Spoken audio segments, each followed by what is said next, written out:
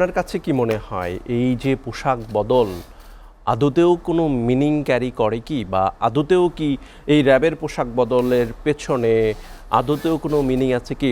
র্যাবের এই পোশাক বদলের সাথে সাথে তাদের যেই ক্রস ফায়ার থেকে শুরু করে বিভিন্ন বিতর্কিত কর্মকাণ্ড, সেগুলোতে আসলে কি কোনো সংশোধন আসবে? স্বরাষ্ট্র উপদেষ্টা বলেছেন যে ঢেলে সাজানোর প্রতীক হিসেবে পোশাক পরিবর্তন। আসলেই কি ঢেলে সাজানোর প্রতীক হিসেবে পোশাক পরিবর্তন কোনো মিনিং ক্যারি করে? ধন্যবাদ আমার দুই সহ বক্তা এবং আপনাকেও, এবং যারা আজকের লেট নাইট অনুষ্ঠান দেখছেন সমস্ত শ্রোতা দর্শককে, এবং আগামী সময় যারা দেখবেন। অ্যাকচুয়ালি উপদেষ্টা যেটা বলেছেন যে ঢেলে সাজানোর স্বার্থে এই পোশাকের পরিবর্তন, এখানে আসলে কতগুলো ফ্যাক্টর কাজ করে। প্রথমত হচ্ছে পোশাক একটা বাহিনীর রাইট। 250টিরও বেশি ডিজাইন অপশন নিয়ে ওয়ালটন স্মার্ট ফ্রিজ, বোঝে আপনার প্রয়োজন। অহংকারের বিষয়, আমরা অন্য বিতর্কে না গেলেও যদি প্রথম এটা বলি যে পোশাকের যে প্রয়োজনীয়তা কতটুকু, এটা হচ্ছে যে সাধারণ জনগণ থেকে এখানে যে তিনটা বাহিনীর পোশাকের কথা বলা হয়েছে, পুলিশ একটা বড় ফোর্স, তারপরে ধরেন র্যাব একটা ব্যাটালিয়ন পুলিশের, আনসার আলাদা একটা স্বতন্ত্র ফোর্স। সো এখানে সংস্কার বলতে যে আমাদের যে আমরা অভ্যুত্থান বলি, বিপ্লব বলি, এখানে পুলিশের যে ভূমিকা ছিল ফেসিবাদের দূষর হিসাবে, আওয়ামী লীগের দূষর হিসাবে র্যাবের এবং আনসারেরও ছিল। তো সেই হিসাবে জনগণের ক্ষোভ রয়ে গেছে, তারা একটা ঘৃণার প্রতীক হিসাবে তাদের চোখের সামনে যখনই পুলিশ দেখে তখন এই ড্রেসগুলোকেই দেখে। কিন্তু এখানে পুলিশ ব্যক্তি পুলিশরা এটা কয়েক হাজার হতে পারে, কয়েকশো হতে পারে, তারা কাজ করেছে অতি উৎসাহী হয়ে, কেউ কেউ আইনের বাইরে, এবং কেউ কেউ চেন অফ কমান্ডের জন্য কাজ করেছে। আমরা দেখেছি যে পুলিশের পেছন থেকে পরে ফুটেজেও যে কিক দিতেও দেখা গেছে যে সামনে যাওয়ার জন্য। সো এটা বোঝা যাচ্ছে যে আনউইলিং ছিল হয়তো ফায়ার করতে। এখন এই পশুগুলো মানে জনগণের পয়সা হয়েছে। ভ্যাটের প্রসঙ্গে যদি আসি, ঠিক এই মুহূর্তে এটার প্রয়োজন আছে কিনা, এখানে আসলে দুইটা বিষয়। ভ্যাট একটা প্রসঙ্গ, বাড়ানো সঠিক না বেঠিক এটা নিয়ে আলোচনা আলাদা, আর আরেকটা আমি স্প্লিট করতে চাই শুধু পোশাকের ক্ষেত্রে। না, এখানে সম্পর্কটা একটু যদি আপনাকে বলি যে ভ্যাট বসানো হয়েছে রাষ্ট্রীয় কোষাগারে যেন অর্থ আহরণ করা সম্ভব হয়, আবার পোশাক যখন দেয়া হলো এখানে বিরাট একটা অর্থ ব্যয় হবে। তাহলে এই মুহূর্তে কি আসলে এটি একটু বিপরীতধর্মী সিদ্ধান্ত না? আমার কাছে খুব একটা বিপরীত মনে হয় না, কারণ আমরা যেভাবে বলছি এটা, যেহেতু আমি একটা বাহিনীতে ছিলাম, যদিও আর্মি এবং নেভি এয়ারফোর্সের পোশাকও বিভিন্ন সময় বদল হয়েছে আমাদের, কিন্তু আমাদের ধারণা কি যে এক সময় যদি পোশাকটা বদল হয়ে যায় একদিন, সে এটা ফেব্রুয়ারির 15 থেকে বদল হবে, সমস্ত পোশাক আসছে ঠিক 15-16 তারিখ থেকেই কিন্তু এই নতুন ড্রেস, নতুন পোশাক পরবে না, এবং পুরানো পোশাক যেগুলো আছে বা স্টকে যাদের যেগুলো আছে এগুলো কিন্তু ফেলে দিবে না। সো সেখানে একটা অপচয়ের ক্ষেত্র থাকতো। এখন যেটা হচ্ছে যে ফেজ বাই ফেজ যে পোশাকগুলো আউট হবে, নতুন পোশাকগুলো ইন্ট্রোডিউস হবে, সেইটা ঢুকবে।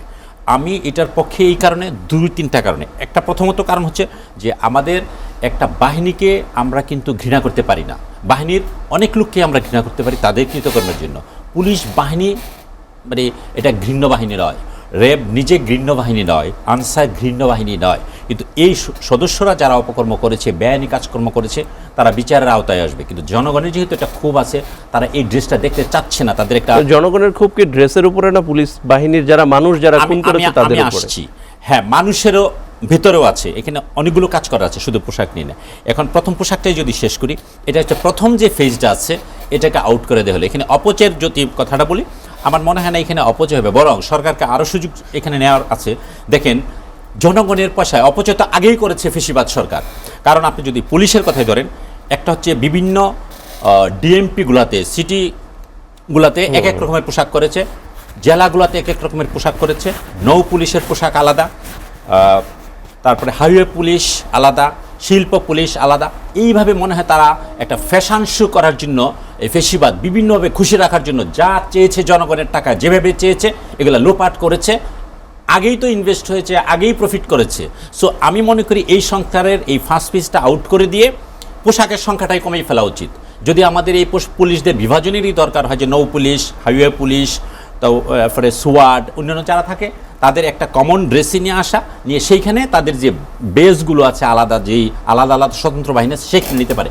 কারণ এত ড্রেস তারা মজাদার ড্রেস করেছে, যেমন পোশাকগুলো করা হয় কি, কমব্যাট পোশাকগুলো করা হয় যুদ্ধের সময় এক একটা দেশের প্রাকৃতিক অবস্থা, গাছপালা আছে কিনা এটার সাথে রেখে। আপনি দেখেন মজার ব্যাপার হচ্ছে আমাদের আসলে দেশপ্রেম আসলে কোনটা দরকার নেই, ইমোশনের উপর এই জাতিরাই চলে। সেনাবাহিনীর পোশাকটা কেন, আমাদের ল্যান্ডের যে সবুজ ঘাস আছে, মাটি আছে, এটার সাথে ক্যামুফ্রেজ করে তারা লুকায় থাকতে পারে, দূর থেকে খুব সহজে না দেখা যায়। এই জন্য বিমান বাহিনীর মেইন যে পোশাকটা, তারা যখন ওয়ারে যাবে তাদের পোশাকটা স্কাইয়ের সাথে একটা মোটামুটি একটা মানে সাবমার্স থাকে। নেভির পোশাকটা দেখবেন নেভি ব্লু থাকে, পানির মধ্যে যদি মিশে যায়, ডাইভিং করে লাশ পরে থাকে, সহজে না দেখা যায়। এখানে ফ্যাশন শোয়ের কিছু নাই, দিস ইজ সায়েন্টিফিক। কিন্তু পুলিশ বাহিনী তারা কি করলো, তারাও দেখেন তারাও ক্যামুফ্রেজের মতো করে করলো যে ও আর্মি করতেছে, সো লেট ইট, আমরাও করি। তাদেরকে দেখেন তারা দিল, তারা কোথায় যুদ্ধ করবে? আপনি দেখেন আনসারের যে লাস্ট ব্যাটালিয়নের পোশাকটা বেশ সুন্দর, ফাইন। এত ফাইন পোশাক করতে গেলে তো ফাইন টিউনিং জনগণের লাগে। তারা হচ্ছে কি ডিজাইনের উপরে, রঙের উপরে, এগুলোর উপরে খুব গুরুত্ব দিল। কিন্তু এটার হাইজেনিক স্ট্যান্ডার্ড আছে কি না, এটা বাংলাদেশের ওয়েদার, আবহাওয়া এবং তাদের মানে ফোর্সের মানে নীতি নির্ধারণী কর্মপন্থার সাথে যায় কিনা, এইগুলো নিয়ে বিবেচনা করে। দেখেন পুলিশকেও যদি আমি বলি, তারা কি করেছে, আমাদের ট্রাফিক ভাইরা যেভাবে পরিশ্রম করে, আপনি খেয়াল করেন বাংলাদেশের ঢাকা সিটি ওঠানামা করে, আমি কয়েকদিন আগে দেখছি এটা 4র্থ দূষিত শহর। আমার ভাইয়েরাই চাকরি করে, বোনেরাই ট্রাফিকে চাকরি করে, আপনি কি দেখেছেন তারা কোনো মাস্ক ইউজ করে না? তারা কি সানগ্লাস ইউজ করে না?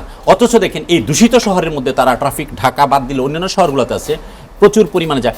এই লোকগুলো তো মানে রীতিমতো ইফেক্টেড হচ্ছে। ওই পোশাকের বাহারে আপনি দিলেন গায়ে গতরে, কিন্তু তাদের যে মাস্ক পরে ডিউটি করতে হবে বা সানগ্লাসটা লাগে, তাদের চোখটা থাকতে হবে।